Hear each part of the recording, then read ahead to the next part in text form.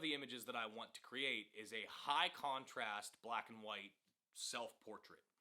So come along with me, we're gonna shoot some flash in the studio and create a very high contrast, high texture, intense black and white self-portrait. For starters, let's talk about the camera that we're gonna be using. We will be shooting this on the Canon R5 with the 85mm f1.4.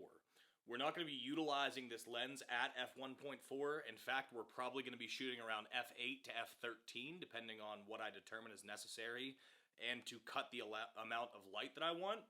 But the reason I chose the R5 for this project is because of the high megapixel sensor. We will be using two flashes to create this image, and these are both going to be Godox's. This is the Godox V860 Mark III, and this is the Godox V1. I will be using small diffusers on these just to create that hard shadow look, and a small diffuser on my back hairlight as well.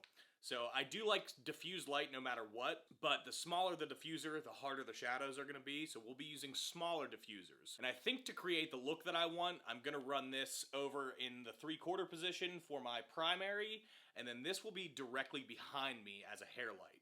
So rather than running it like sandwich style, this will be facing directly towards the back of my head to create some hard lighting around the back side of my hair. Round out our lighting setup, we will be using a bounce.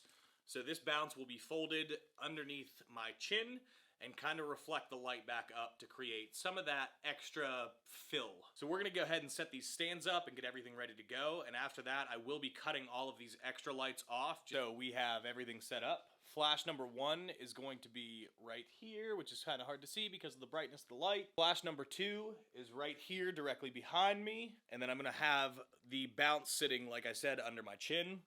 I'll be seated right here with this black background, and I'm gonna cut all of these lights behind me. First flash is gonna be at full power as of right now. I will tweak down if I need to.